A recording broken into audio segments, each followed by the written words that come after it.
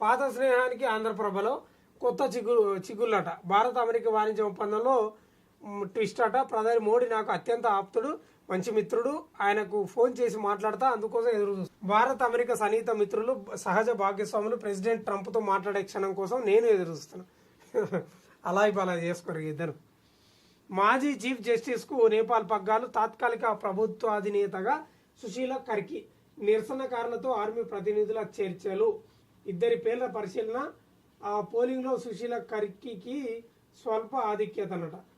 ప్రభుత్వ ఏర్పాటుకు సంబంధించిన మాజీ చీఫ్ జస్టిస్ తక్షణమే శాంతి స్థాపన లక్ష్యమని ప్రకటన. ఏడాదిలోగా ఎన్నికలు నిర్వహిస్తామని వెల్లడి. రాజ్యాంగం తిరగరాయాలి. 3 దశాబ్దాల అవినీతిని తవ్వి తీయాలి. తాజా ఎన్నికలు జరపాలి. ప్రజా వ్యతిరేకత ఎట్లుంది చూడ అక్కడ నేపాల్లో. ఉద్యమంలో మరణించిన వారిని అమరవీరులుగా ప్రకటించాలి. డిమాండ్ల పత్రాన్ని విడుదల చేసిన ఆందోళనకారులు. మూకుమ్మడిగా రాజీనామాలు చేసిన 3 పార్టీల ఎంపీలు. జైలు నుంచి 13,000 మంది ఖైదీలు పరారంట. ఇంకా దొరికిందే సందన్నట్లు వాళ్ళ పని చేసిండ్రు. ఏం చేస్తాం. గ్రూప్ 1 మెయిన్స్ పై మళ్ళీ కోర్టుకి పోన్రి. కోర్టుకోనరి మీ పని కూడా అవుతుంది. రోజు ఈపులు వాళ్ళకి పని వస్తుంది మీకు కూడా. ఇక్కడ ప్రభుత్వాన్ని పాలిస్తున్న పాలకులు ఈపులు వాళ్ళకి రోజు వస్తాయి. ఈపులు మొత్తం ఇక్కడికెక్కడ తగలబడే పరిస్థితి. తమాషా కాకపోతే పిడుగుల బీభత్సం. 3 జిల్లాల్లో 8 మంది రైతుల మృతి అట. ప్రాంతీయ పార్టీల ఆదాయంలో బీఆర్ఎస్ టాప్. చెప్పలేపటిదాకా నేను బీఆర్ఎస్ 10 ఏళ్ల కాలంలో అభివృద్ధి చేసింది, చేయలేదు అంటలేదు. దోసుకోవడం కూడా 100 రెట్లకి ఎక్కువ దోసుకున్నది. ఎస్ టాప్ ఉంది. 2వ స్థానంలో టీఎంసీ, 3-4 స్థానంలో బీజేడీ, టీడీపీ అట. ఎలక్ట్రల్ బాండ్ల ద్వారా 70% నిధులట. 40 ప్రాంతీయ పార్టీలకు విరాళాలు. 2,532 కోట్లు. తక్కువ తినలేదు బీఆర్ఎస్ వాళ్ళు. పిల్లని తిన్నారు, పిల్లని మాయని తిన్నారు. మన ఏ గోళాలు పిక్క తిన్నట్లే పిక్క తిన్నారు.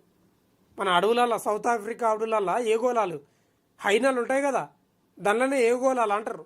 అవి ఎట్లా పిక్క తింటాయి. తలకాయ చూడవు, కాళ్ళు చూడవు, పేగులు చూడవు. అవి బతికిందా, జింక సచ్చిందా అని కూడా చూడవు. పీక్కొని తింటూనే ఉంటాయి. అట్లా తిన్నారు బీఆర్ఎస్ వాళ్ళు కూడా. ఏ గోళాలు పిక్క తిన్నట్లే తిన్నారు. కానీ ఓ రోజు రావాలనిపిస్తుంది ఆయనకు. ఇండ్లు మొత్తం ఎక్కడికక్కడ కాలబెట్టాలి. నిజంగా ప్రజల సొమ్మును అడ్డంగా దోసుకుంటున్నారు. కడుపు రగిలిపోతుంది నిజంగా. కనీసం 3 పూటలు తిండి తినలేకపోతారు చాలామంది. సిగ్గు లేకుండా అడ్డగోలుగా దోసుకుంటున్నారు. ఇవాళ శుద్ధపూస మాటలు మాట్లాడతారు బీఆర్ఎస్ వాళ్ళు. అయితే సిగ్గుండాలి దోసుకోనికి. నేపాల్లో చూశారుగా, మన రాజ్యాంగం గొప్పది, గర్వించాలి. మరి కొందరు గదర్ వ్యక్తులేమో రాజ్యాంగం బాగాలేదు, మార్చాలని కొందరు చెప్తారు. సిగ్గుండాలి వాళ్ళకి చెప్పేటోళ్ళకు. పొరుగు దేశంలో అశాంతి చూస్తున్నాం. సొలిసిటర్ జనరల్ను ఉద్దేశించి సిజేఐ జస్టిస్ బిఆర్ గవాయ్ వ్యాఖ్యలు. రాష్ట్రాల బిల్లులను నిలిపి ఉంచడంపై విచారణ సందర్భంగా సుప్రీంకోర్టులో నేపాల్ తాజా పరిణామాల ప్రస్తావన. ఏమో ఇప్పుడు వలినాక తెలుస్తుంది. ఇక్కడ కూడా మాట్లాడేటోళ్ళు ఉన్నారు కదా కొందరు రాజ్యాంగానికి వ్యతిరేకంగా. వాళ్ళ ఈపులు వలిగితే తెలుస్తుంది. అక్టోబర్ నుంచి ఎస్ఐఆర్ దేశవ్యాప్తంగా ఓటర్ల జాబితా ప్రత్యేక సమగ్ర ప్రక్రియ జరపనున్నట్లు కేంద్ర ఎన్నికల సంఘం ప్రకటన అంట. సాదా బైనామాల గ్రీన్ సిగ్నల్ అంట. పరిశీలనకు నోటిఫికేషన్ విడుదల. చిన్నకారు రైతులకు శుభవార్త. జీవో జారీ చేసిన రెవెన్యూ ముఖ్య కార్యదర్శి లోకేష్ కుమార్. జూబ్లీస్ పరిలో మాగంటి సునీత కన్ఫర్మ్ ఆమెనే. నిన్న ఈ స్పీచ్ చూస్తే ఇక రావుల శ్రీధర్ రెడ్డి, ఆయన విష్ణువర్ధన్ రెడ్డి ఏం లేదు, ఎవరేం లేరు. ఇక సునీత గారికే ఇస్తున్నారు. మళ్ళా కన్ఫర్మ్ అయిపోయింది. ఆశావాదులతో బీఆర్ఎస్ పార్టీ అధిష్టానం సంప్రదింపులు. సర్వేలన్నీ మనకే అనుకూలంగా ఉన్నాయి. కాంగ్రెస్కు ఓటేస్తే మీ ఇంటిని కూలగొట్టుకునేందుకు మీరే లైసెన్స్ ఇచ్చినట్లట. మీరు మాత్రం ఇట్లా దోసుకోండి. ప్రాంతీయ పార్టీలలో మీరే ఉన్నారు టాప్ దేశంలో. ప్రజల సొమ్మును అడ్డంగా దోసుకున్నారు రా నాయన. ఉద్యోగుల సంఘాలకు గుడ్ న్యూస్. గుర్తింపు పునరుద్ధరణ జీవో జారీ చేసిన ప్రభుత్వం అంటే. ఈ ఫార్ములా కాదు, యూరియా ఫార్ములా చెప్పాలి. వీళ్ళకు ప్రాసలు మాత్రం బాగానే వస్తాయి బీఆర్ఎస్ వాళ్ళకు. గాంధీ సరోవర్కు భూములు ఇవ్వండి. ఏమిస్తారో పో. ఊగిసలాటలో యువ వికాసం అంట. పథకం అమలులో ఊహించని ప్రతిష్టంభన. దరఖాస్తుల పరిశీలన ప్రక్రియ పూర్తయిన మంజూరీ పత్రాలు అందక ఎదురుచూపులు.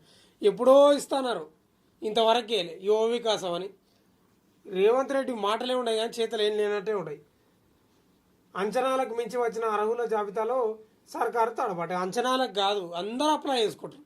అందరికి ఆశనే తిననికి తాగనికి. తాజా పరిణామాలతో ఆర్థిక అంచనాలు తారుమారు. అంచనాల కన్నా 3 ఇంతలు పెరిగిన నిధులు అవసరం. 8 నెలల కాలం గడిచిన బాల ఒకే పని చేయండి. నిన్నే ఒక సలహా ఇస్తా. మీరు ఈ ప్రజలు కూడా నమ్మరు కదా అధికారంలోకి, అంటే ఓట్లు వేయాలంటే మీరు నమ్మియాలి కదా. అవి ఇస్తాం మీకు, ఇవి ఇస్తాం, ఉచిత పథకాలని. సరే మీరు చెప్పిండ్రు, వీళ్ళు వేసిండ్రు. ఓ పని చేయండి ఊకే. ఇప్పుడున్న ప్రభుత్వం అవును మేము అబద్ధమే చెప్పినాం, కావాలని మేము అధికారంలోకి రావడానికి మీ చేత ఓట్లు గుద్దించుకోవడానికి మేము అబద్ధాలు చెప్పినాం. మా లక్ష్యం అది కాదు. మేము ఉచిత బస్సు 2500 పైసలు పంచుడు ఇవి కాదు మా పని గిది అభివృద్ధి చేస్తాం. మేము రోడ్లు వేస్తాం, పలానికి ఇది చేస్తాం, గది చేస్తాం, ఆ కంపెనీలు తెస్తాం, లేకపోతే ఫ్యాక్టరీలు కడతాం. ఇట్లా చెప్పారు నిజం ఒప్పుకోరాదు, ఓకే పంచాయతీ పోతుంది కదా. ఎందుకు ఈ దాగుడు మూతలు, ఈ కథలు? ఈ ప్రజల సొమ్మును